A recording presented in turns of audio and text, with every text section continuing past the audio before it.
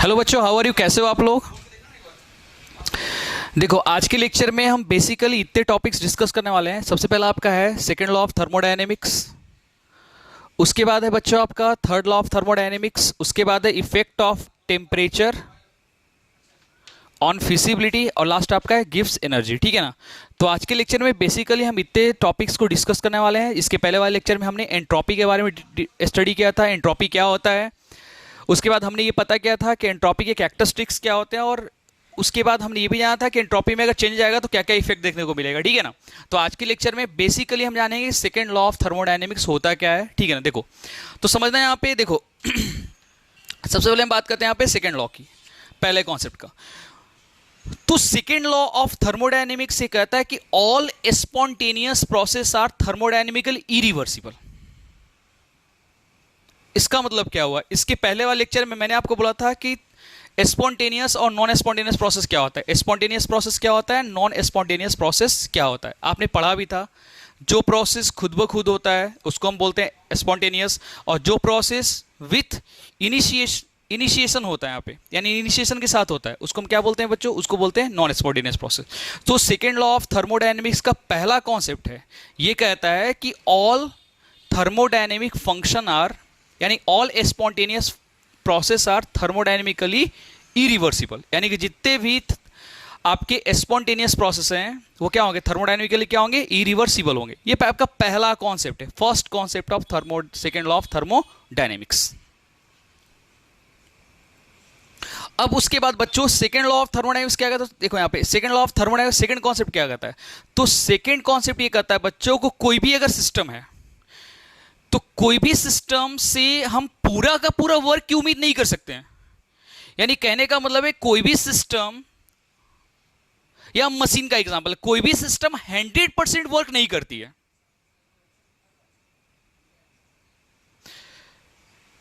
कोई भी ऐसा आज तक कोई भी ऐसा मशीन नहीं बना है जो पूरा का पूरा 100% वर्क कर पाए। इसका मतलब क्या हुआ? देखो यहां पे मान लो कि हमारे पास कोई एक मशीन है। सेकंड कॉन्सेप्ट ये है, कोई भी मशीन में 100% वर्क डन की हम उम्मीद नहीं कर सकते। यहां पे जैसे मान लो कि सपोज आपके पास एक बाइक है और आपको ये बोला गया है कि वो बाइक जो है वो 20 का एवरेज देगी, माइलेज देगी गाड़ी में। तो आप ये एग्जैक्ट मत समझो कि 20 ही देगी, 20 से कम देगी। क्या समझा आपने? यानी कि आपकी बाइक में पेट्रोल जो कि आप फ्यूल डाल रहे हो, एनर्जी के फॉर्म में डाल रहे हो, और उस एनर्जी को अगर डालोगे, उस फ्यूल को अगर आप डालोगे, तो उस फ्यूल के डालने के बाद, सुनो ध्यान से, उस फ्यूल के डालने के बाद जो है आपको 20 का माइलेज कभी नहीं देगा, नेवर। दिमाग में बैठा लो, वो हमेशा देगा आपको 18 का देगा, 17 का। इसका मतलब क्या हुआ कि वो पूरा का पूरा मशीन जो है, बाइक की जो मशीन है, वो टोटल जो है एनर्जी को वर्क डन में कन्वर्ट नहीं कर रही है। यही तो है सेकेंड लॉ। एक बार फिर सुनो यहां पे सेकेंड लॉ क्या बोल रहे हैं। यहां पे सेकेंड लॉ ये कहता है कि no any machine it form which work done 100%, यानी कोई भी ऐसा दुनिया में मशीन नहीं है जो 100% एनर्जी को वर्क डन में कन्वर्ट कर सके। तो ये हो गया सेकेंड लॉ का इंपॉर्टेंट कॉन्सेप्ट। आज तक दुनिया में कोई भी ऐसा मशीन नहीं बना है जो पूरी की पूरी एनर्जी को वर्क डन में क्या करे? कन्वर्ट कर सके। आई बात समझ बच्चों यहां पे? तो आज तक ऐसा कोई भी मशीन नहीं बना है जो 100% वर्क डन को कन्वर्ट कर सके, यानी 100% वर्क डन कन्वर्ट हो एनर्जी से। ठीक है ना? ये आपका हो गया सेकेंड कॉन्सेप्ट। किसका?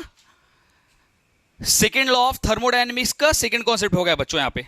अब देखो यहां पे उसके बाद आपका कह रहा है यहां पे entropy of the universe increase, entropy of the universe increase spontaneous process. यानी कि एंट्रोपी जो है वो बढ़ेगी तो स्पॉन्टेनियस प्रोसेस है। यानी किसी भी सिस्टम के एंट्रोपी का बढ़ना, किसका बढ़ना? एंट्रोपी का बढ़ना। किसी भी सिस्टम के एंट्रोपी का बढ़ना बच्चों क्या है? Spontaneous process. अब पूछो कैसे? अगर मान लो कि हमारे पास, सपोज मान लो कि सीधी सी बात है, हमारे पास वाटर वेपर है। वाटर वेपर को हमने एटमॉस्फेयर में छोड़ रखा है, तो वाटर वेपर को छोड़ने का मतलब उसका एंट्रोपी वैल्यू क्या होगा? सबसे ज्यादा होगा। अब मान लो कि वो वाटर वेपर जो है बच्चों, वो धीरे धीरे करके ठंडा हो रहा है, तो ठंडा होने का मतलब क्या हो, वाटर वेपर वाटर में कन्वर्ट हो रहा है। तो वाटर में कन्वर्ट हो रहा है तो अपने आप क्या हो रही है, एंट्रोपी की वैल्यू क्या हो रही है, डिक्रीज हो रही है, हाँ या ना बोलो। अरे सीधी सी बात है यार, पहले क्या था, एंट्रोपी जो था वो क्या था, यहां पे बढ़ रहा था। क्यों बढ़ रहा था, क्योंकि वाटर वेपर था, डिसऑर्डर ज्यादा था। जब वाटर ठंडा होना स्टार्ट होगा, जब वाटर कूलिंग होगा, तो कूलिंग के समय क्या होगा, water vapour change into water. Clear सी बात है। तो जब वाटर वेपर बच्चों जब वाटर में कन्वर्ट होगा, इसका मतलब क्या हुआ, इसका मतलब कहीं ना कहीं एंट्रोपी की जो वैल्यू है खुद ब खुद क्या हो रही है, डिक्रीज हो रही है। अब मान लो कि उस वाटर वेपर से वाटर बना, वाटर से फिर और कूलिंग के बाद वो क्या हुआ, यहां पे कूल करते होते होते क्या होगा, वाटर आइस में कन्वर्ट हो गया। तो अब आइस में कन्वर्ट हो गया, इसका मतलब ये हुआ कि एंट्रोपी का वैल्यू क्या होगा, एकदम कम हो जाएगा। होगा कहां कम, बताओ, एकदम कम हो जाएगा, एकदम जीरो के लेवल को टच कर लेगा। तो इसका मतलब क्या, इसका मतलब ये हुआ बच्चों कि ये जो प्रोसेस है एंट्रोपी का चेंज होना, एंट्रोपी का डिक्रीज होना, वो तो अपने आप ही हो रहा है ना, खुद ब खुद हो रहा है यहां पे। सीधी सी बात है। तो इसको क्या बोलते हैं, this is called spontaneous process, यानी चेंजिंग ऑफ एंट्रोपी, यानी एंट्रोपी का चेंज होना क्या कहलाएगा, प्रोसेस इज कॉल्ड स्पॉन्टेनियस। यानी इस प्रोसेस में हम लोग को कुछ करने की जरूरत नहीं पड़ रही, एंट्रोपी अपने आप क्या हो रहा है, घट रहा है। और हाँ, एंट्रोपी बढ़ेगा भी, एंट्रोपी बढ़ेगा भी। कब बढ़ेगा भाई, एंट्रोपी तब बढ़ेगा जब ice change into water, water change into water vapour. तो एंट्रोपी का वैल्यू क्या होगा, तो कहने का मतलब एंट्रोपी का चेंज होना, एंट्रोपी का बढ़ना क्या है, this process called spontaneous process, this called another second law of thermodynamics है। तो कहने का मतलब है बच्चों, ये सभी लॉ से ये चीज हमको बहुत क्लियर कट समझ में आती है यहाँ पे कि इसमें कहीं ना कहीं स्पॉन्टेनियस और नॉन स्पॉन्टेनियस का बहुत ही ज्यादा इंपॉर्टेंस है। सेकंड लॉ, यानी कि सेकंड लॉ का कॉन्सेप्ट ही अगर हम बोल सकते हैं यहाँ पे कि स्पॉन्टेनियस नॉन स्पॉन्टेनियस के आजू बाजू क्या होता है, घूमता है। अगर हमें स्पॉन्टेनियस की जानकारी, अगर हमें नॉन स्पॉन्टेनियस की जानकारी है, तो हम सेकंड लॉ ऑफ थर्मोडायनेमिक्स को अच्छे से पता कर सकते हैं, डिफाइन कर सकते हैं। ठीक है, तो this all concept are combinedly called, तीनों कॉन्सेप्ट को हम क्या बोलेंगे बच्चों, सेकंड लॉ ऑफ थर्मोडायनेमिक्स बोलेंगे। यहां पे क्या बोलेंगे हम, सेकंड लॉ ऑफ थर्मोडायनेमिक्स। याद कर लेना, हालांकि सेकंड लॉ ऑफ थर्मोडायनेमिक्स से सिर्फ और सिर्फ बच्चों आपके सब्जेक्टिव क्वेश्चंस आते हैं, खास करके बोर्ड एग्जामिनेशन में आपको सेकंड लॉ ऑफ थर्मोडायनेमिक्स से डिफाइन करने का, define the second law of thermodynamics, also define the various concept of second law of thermodynamics. तो ये चीज आप याद रखना, ठीक है। अब हम आगे बढ़ते हैं यहाँ पे। अब आपका आता है थर्ड लॉ ऑफ थर्मोडायनेमिक्स, जो कि बहुत इंपॉर्टेंट है खास करके बोर्ड के लिए। तो देखो यहाँ पे आप देखो, थर्ड लॉ ऑफ थर्मोडायनेमिक्स क्या कहता है बच्चों, जैसा कि हमने फर्स्ट लॉ पढ़ा, सेकेंड लॉ अभी जस्ट कंप्लीट किया, और थर्ड लॉ क्या है, थर्ड लॉ ये कहता है बच्चों, किसी भी क्रिस्टलाइन सब्सटेंस के लिए, for any crystalline substance the value of entropy change to be zero.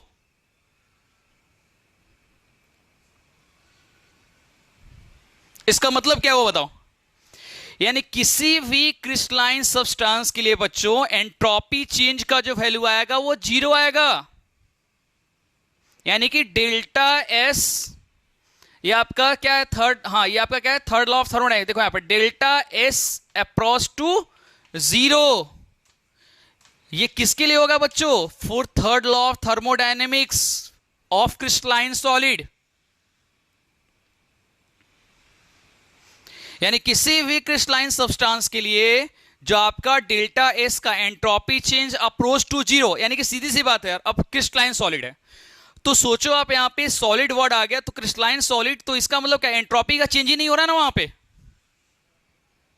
अरे यार, कहने का मतलब ये हुआ कि वहां पे आपका एंट्रोपी का चेंज हो ही नहीं रहा, क्योंकि सॉलिड सब्सटेंस है ना। और सॉलिड सब्सटेंस में मैंने पहले से कई बार बोल रखा है कि सॉलिड सब्सटेंस में बच्चों होता क्या है वहां पे, सॉलिड सब्सटेंस में कि डिसऑर्डर बहुत कम होता है, ना के बराबर। तो जब बच्चों, सीधी सी बात है यार, जब डिसऑर्डर होगा ही नहीं तो एंट्रोपी चेंज कैसे होगा, एंट्रोपी कैसे बढ़ेगा, कैसे घटेगा, आप सोचो जरा सा। फैक्ट है ना, क्लियर कट बात है यार, बहुत क्लियर कट बात है। अगर मान लो क्रिस्टलाइन सब्सटेंस में वो एक्सपेंड ही नहीं करेगा, तो इसका मतलब क्या होगा, एक ऐसा समय आएगा जिसमें उसका एंट्रोपी का वैल्यू क्या होगा, जीरो हो जाएगा। तो यही तो है थर्ड लॉ ऑफ थर्मोडायनेमिक्स। यही है third law of thermodynamics. Third law of thermodynamics यही कहता है कि for crystalline solid substance and the value of entropy change to be zero, यानी एंट्रोपी चेंज का वैल्यू क्या होगा बच्चों? जीरो होगा। ठीक है, अब मैं इसको मैथमेटिकली आपको बताता हूं कि मैथमेटिकली इसको कैसे डिफाइन करेंगे। देखो यहां पे मैथमेटिकली थर्ड लॉ को कैसे हम लिखेंगे, यहां पे देखो mathematically third law of thermodynamics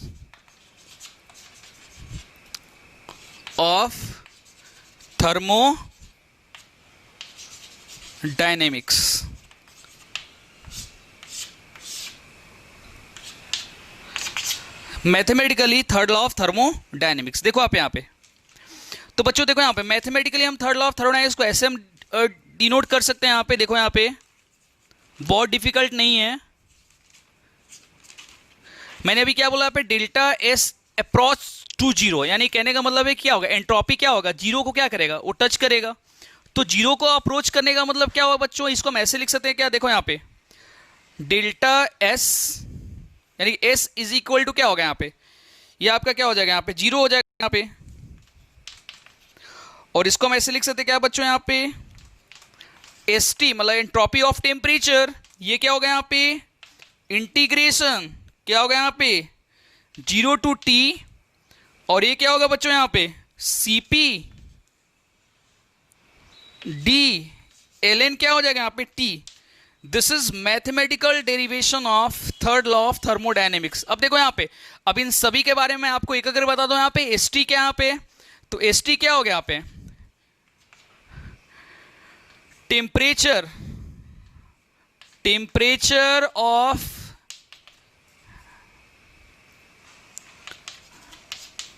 entropy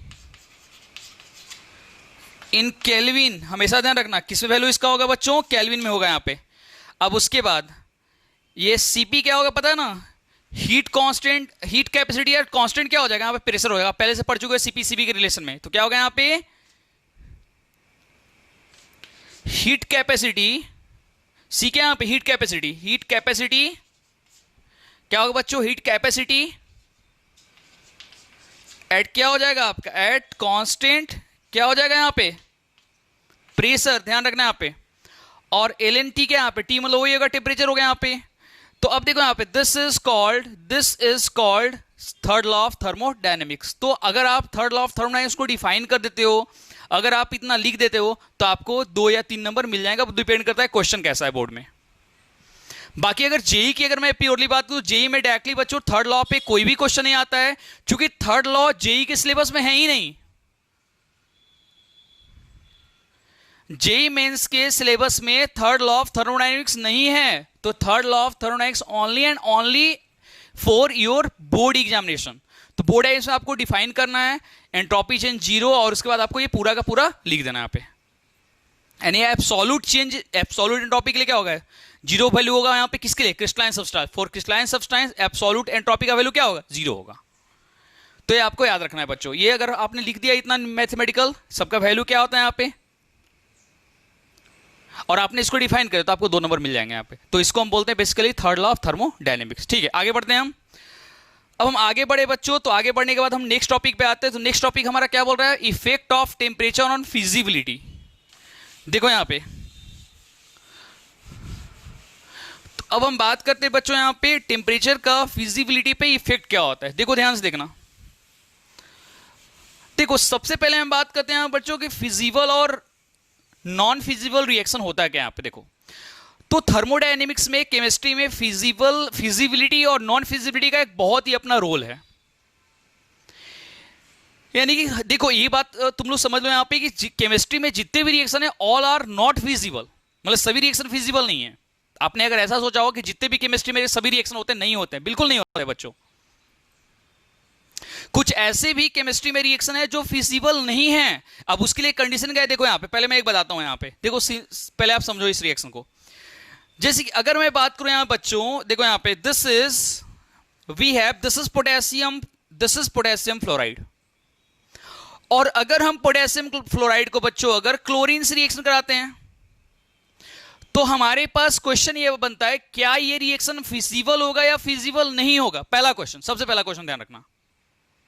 हम लोग पढ़ के आ रहे हैं यहाँ पे, टॉपिक का नाम क्या है यहाँ पे? Effect of temperature on feasibility. तो कोई भी रिएक्शन फिजिबल होगा या नहीं, पहले ये समझो, उसके बाद मैं इफेक्ट बताऊंगा टेम्परेचर का। तो सबसे पहले आप ध्यान रखना है यहाँ पे कि देखो यहाँ पे केफ को हम Cl2 से रिएक्शन करा रहे हैं यहाँ पे। तो सबसे पहला क्वेश्चन बनता है, क्या ये रिएक्शन फिजिबल है या नहीं है? और आपका आ सकता है जेई में, पक्का आएगा, फिजिबिलिटी से एक क्वेश्चन आता है। हालांकि फिजिबिलिटी का कॉन्सेप्ट दोनों जगह पढ़ना है, आपको थर्मोडायनेमिक्स में भी पढ़ना है, इसके साथ ही साथ फिजिबिलिटी का कॉन्सेप्ट आप रिडॉक्स रिएक्शन में भी पढ़ोगे। तो फिजिबल है या नहीं है? तो देखो यहाँ पे आपको क्या रहेगा एग्जामिनेशन में, आपको यहाँ पे KCl लिख देगा और यहाँ पे क्या लिख देगा, आपको F2 लिख देगा, और पूछेगा आपको ऐसे करके 5 ऑप्शंस रहेंगे, 4 ऑप्शंस रहेंगे। आज 4 ऑप्शंस में पूछेगा कि बताओ भाई विच रिएक्शन इज फिजिबल और विच रिएक्शन नॉट फिजिबल। तो उसके लिए कॉन्सेप्ट आप समझ लो, ये रिएक्शन फिजिबल नहीं होगा। क्यों नहीं होगा उसका रीजन मैं बताता हूं। देखो यहां पे क्लोरीन और यहां पे क्या है बच्चों, पोटेशियम के साथ फ्लोरीन है। तो क्लोरीन की रिएक्टिविटी जो होती है बच्चों, वो फ्लोरीन के कंपेयर में कम होती है, एक रीजन। दूसरा रीजन आपका क्या है यहां पे, fluorine is more electronegative than chlorine. यानी इसका मतलब क्या हुआ, फ्लोरीन की जो इलेक्ट्रोनेगेटिविटी है बच्चों, वो क्लोरीन की इलेक्ट्रोनेगेटिविटी से क्या है, ज्यादा है। तो अब आप सोचो यहां पे, कभी भी केमिस्ट्री में ध्यान रखना कि जो मोर आपके रिएक्टिव और मोर इलेक्ट्रोनेगेटिव एलिमेंट जो होता है, वो कभी भी लेस इलेक्ट्रोनेगेटिव के द्वारा सब्स्टिट्यूट नहीं होता है। तो इस कारण से क्लोरीन क्या होगा, क्लोरीन कभी भी फ्लोरीन को रिप्लेस नहीं कर पाएगा। यानी कि फ्लोरीन कभी भी जो है, यानी क्लोरीन कभी फ्लोरीन को रिप्लेस नहीं कर पाएगा। तो रिएक्शन कैसे हो पाएगा यार? हाँ, रिएक्शन होता, कब होता रिएक्शन फिजिबल कब होता? मान लो यहां पे सपोज कि यहां पे केफ की जगह पे मान लो कि यहां पे KCl होता, और KCl को हम रिएक्शन कर रहे होते